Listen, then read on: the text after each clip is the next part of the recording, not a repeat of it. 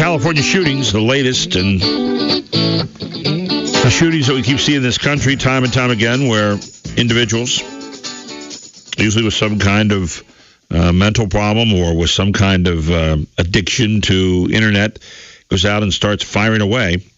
Joe the Plumber Wurzelbacher is a guy who has been known never to sugarcoat too much. Not a politically correct guy all the time, but he was asked the other day about this, and he said that the deaths of innocent people don't trump my constitutional rights in an open letter that he wrote. And he joins us this morning here on the Gary Sutton Show. Joe, great to have you on such short notice. Thanks so much for taking the time to be with us.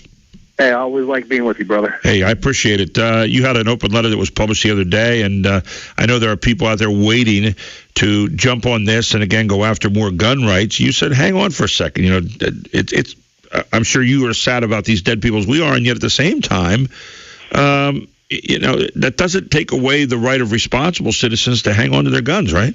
No, absolutely right. You know, and then I actually wrote this on the eve of Memorial Day, and it got me thinking about this after the father had called for more regulations in one of the states that has some of the strictest gun control laws in America. I started thinking, well, what about our fallen heroes that we're getting ready to honor? You know, these guys died defending our way of life, died defending our very freedoms that we get to enjoy. And because of the tragedy, and it is a tragedy, my God, you know, I have children. That's the last thing I ever want to happen. But I'll be damned if I stand by and let these people make a mockery out of our military sacrifice.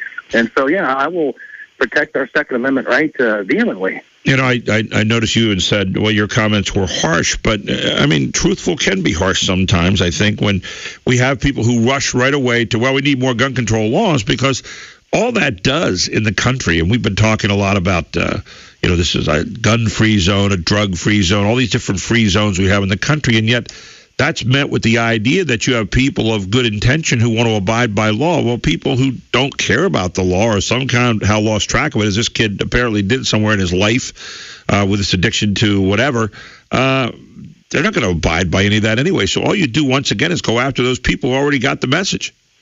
Well, not only that, Gary, but I mean, you and I and the good folks in America care more about the victim and the family than these so-called leaders. They're using it to further their power-grabbing agenda.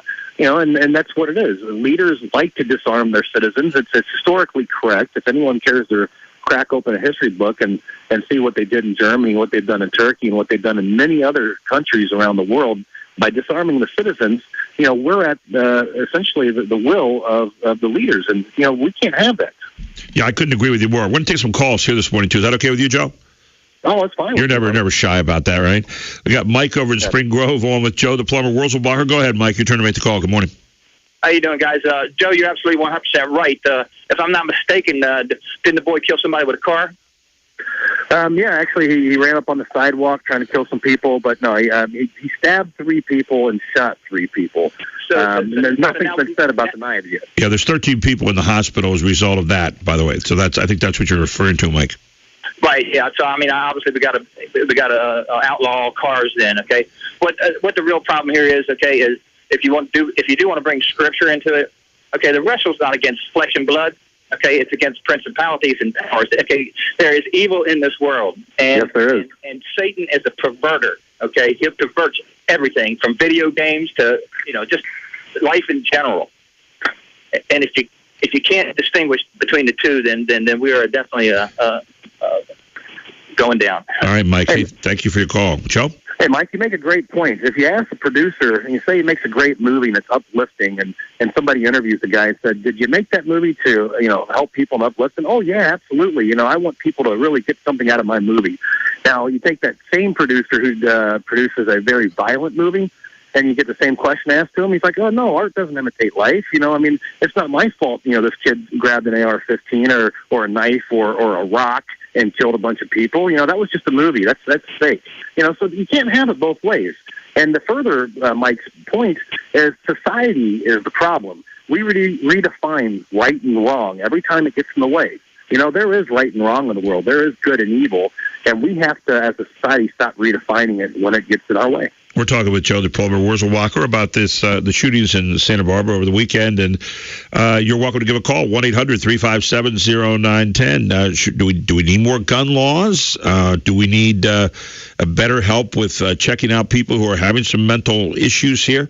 1-800-357-0910. Joe, one of the problems that comes up, James Hurston and I were talking about this a few minutes ago, that the primary educator in our lives is supposed to be the parents, And yet here were parents, pretty well off, no problem with that, But the idea that somehow we get the impression this kid played such an exorbitant amount of this stuff, this World of Warcraft or whatever it was called, and that there were no checks and balances by the parents here. That seems to be kind of a recurring story that we see, that these guys kind of retreat into themselves with this stuff, and then all of a sudden the lines between reality and surreality get blurred, don't they? No, absolutely, and that's something that is really never talked about or touched up really quickly, because they don't really want to find the problem. They want to use a gun as the excuse and get it out of our hands, mine and yours, and everyone else, every sane, law-abiding American citizen out there. My son, I use him as an example. Him and I grew up hunting and fishing together. Right. He played video games maybe an hour a day because that's all I would allow. He didn't have a Facebook page until he actually moved out of the house just recently. I put restrictions on him because as a job, it's my parent. I was never his friend. I was always his dad. And there were lines, and he was, taught to respect his elders, and a lot of old-fashioned ways. But the old-fashioned ways work, and then unfortunately, this day and age, people are too involved, self-involved. The parents, when you have children, you become secondary. Your children become the first primary care, and you've got to give them your attention. Otherwise, the world will raise them, and then this is what we're reaping what we've sown. I was watching the father the other day who came out, and obviously he was shattered about his son being killed, and he blamed, which we always want to do. We always ask, first of all, why? Well, there isn't really a good question to why, and we blame somebody. In this case, he blamed, quote, craven, irresponsible politicians and the National Rifle Association for his son's death. To go out and blame that, it's gotten old, and I can only imagine the horror this guy is going through with his son's death. And yet at the same time, the idea of flailing out at this has become the old standard thing that's going on. And I think more and more people are saying, hang on for a second. There are a lot deeper, more complex issues here than just going out and blaming a gun. A gun is only a gun by itself, and a gun only has bad results when you have someone has bad intentions pulling the trigger on it. Well, not only that, but going back to what I said earlier about Memorial Day and honoring our fallen heroes, their deaths are no less tragic. That's right. I'm sorry for this guy's loss. I really am. As a parent, that's something that we dread the most of. We never want to outlive our children. But, these fallen heroes were somebody's fathers, sons, daughters, aunts, uncles, and, their deaths at defending the American dream, it's no less tragic, and I will not let them, their deaths, their sacrifice be made a mockery out of politicians, media, gun-grabbing individuals, and people that are in grief just saying things they hopefully don't understand and will come to their senses sooner or later. Joe, you look at these kind of things hanging around the country right now. What would you do? I mean, what kind of things would you suggest that we start to do here to lessen these? I am not a person that believes you'll ever wipe them out, because I think sometimes people who want to do horrible things are going to find a way to do it no matter what you do. However, it seems to me that there are some proactive things out there we could be doing. What are some of them in your mind? Well, it all comes down to education for me, and the golden rule. They're always looking for the answer, and they kicked God, which I consider the answer, out of school a long time ago. Even if you don't subscribe to the theory of Judeo-Christian value, or rather, of God and Jesus Christ, the values taught by the Bible are great. I mean, thou shalt not kill. There's a simple one right there. You shouldn't be envious. You shouldn't commit adultery. I mean, these things are good, solid foundations for a good society. Our founding fathers knew that. I forget which one said, but the Constitution will work so long as we're a moral society, right. And that's where it comes down to. And the idea that somehow, if we're not a moral society, then by elimination, what do we become? We become a society where anything goes. And I think there's a big argument being made in the country today that well, your truth isn't my truth, or my truth isn't your truth. And I think there is truth. We don't often find it, or sometimes we don't find it when we're looking for it, but there is truth out there within the framework that our founding fathers set up. And I think the idea of trying to blur that with gray areas all the time and not having right and wrong is really a problem that we're finding to be coming true in our nation. Well, people have to rationalize their behavior. Therefore, they don't like the true definition of right and wrong. And it's hard to go through a day without rationalizing your behavior. I'll eat that donut and I'll do some extra workout later. Later never comes. With the homosexual issue, with abortion, it's my right, not your right.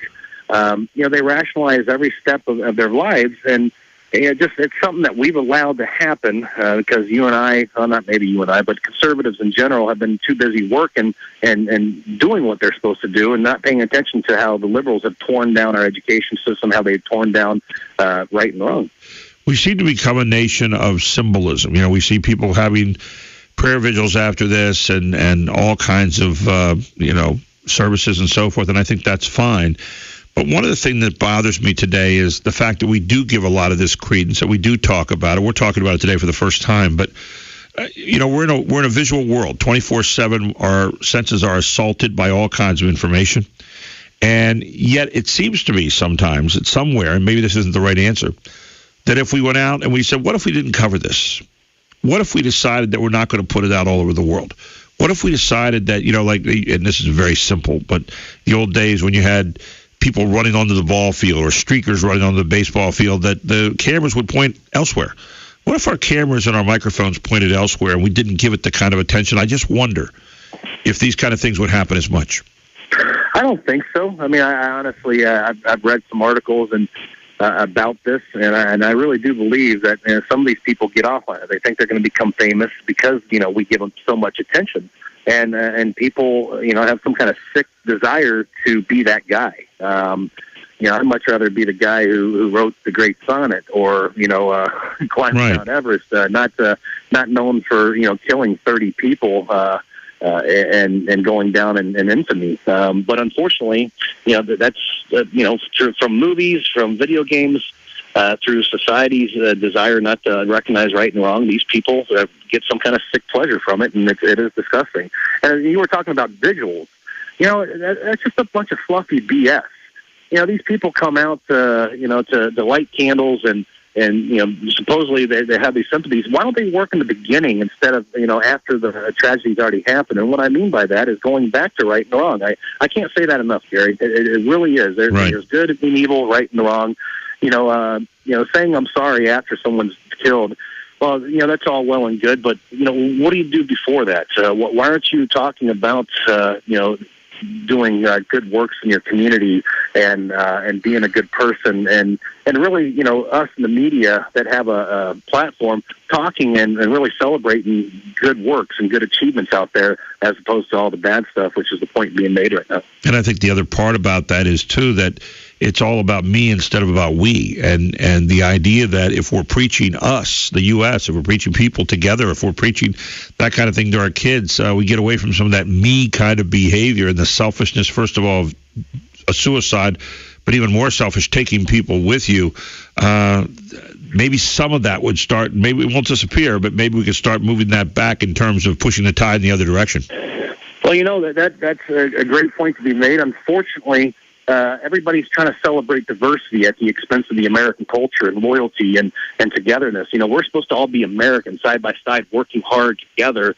But with this diversity and multiculturalism, which is, taken away from what was supposed to be the melting pot and being an American citizen, now you have all these different cultures out there that are no longer united together to creating a better America. They're off on their own little tangents, and it's destroying really what America, the fabric of America was built on. Well, the only beauty of diversity from where I'm sitting is the fact that it blends into unity, or always was before, but it's not really being pushed now in that direction. Joe, it's always a pleasure having you on. Thank you so much for taking the time, and appreciate you, especially on short notice today. Oh, hey, I really appreciate it. Just like to remind all your audiences, go to joeforamerica.com. Yep. joeforamerica.com.